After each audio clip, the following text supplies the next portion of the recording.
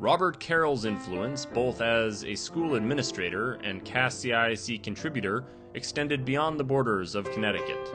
His impact as a teacher and administrator in a variety of roles for 35 years in the town of Wolcott was immeasurable, and he continued affecting the lives of others with his groundbreaking work at CAS-CIAC. He spearheaded numerous projects that rank among the largest and widest-reaching in the organization's history, earning the respect of groups around the world. It was interesting. He became principal and succeeded a man by the name of Lawrence Shapiro, who also worked here at Connecticut Association of Schools.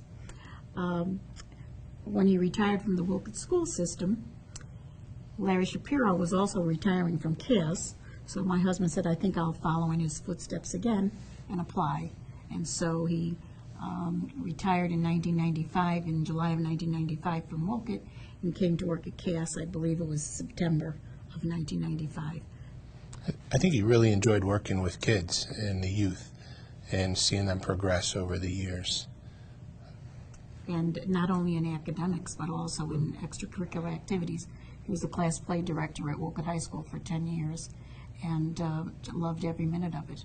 And I think that's one of the reasons why he became so involved with the banquet at CAS, the Connecticut Association of Schools arts banquets for elementary, middle, and high school students. I think he always had this flair for foreign affairs, and I know through his undergraduate studies at Fairfield, he got very involved with politics and political science. And I remember him talking a little bit about aspirations of one day being a foreign ambassador. And I think his involvement with Russia and the Arctic camp, and then also doing the tsunami relief efforts over in Sri Lanka, was his little touch with that long-standing desire to do things in other foreign countries. And he was quite an innovator, as you could probably tell from his record. He loved kids, and he wanted to make things better all the time, not just personally, but also for children. He knew how to work the room, work the crowd. He could pretty much warm up to anybody and get anybody to warm up to him. He really enjoyed doing that. He enjoyed the drama of it all as well. And that's why he started out doing some of the plays in the high school.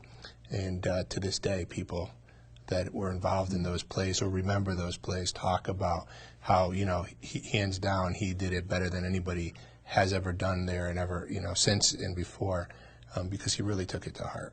Well, I will tell you that CAS was wonderful to my husband because he suffered from myelodysplasia for 15 years. It's a bone marrow disorder. Once he found out he had this disease, he became president of the Aplastic Anemia Myelodysplasia Foundation, and he was president of their board, and he founded an advisory council made up of doctors who knew something about the disease, because even today there's very little known about it. But I think he appreciated the fact that CAS allowed him to do this, to take care of his personal business while he was working here at CAS. I think he'd be honored. I think he'd be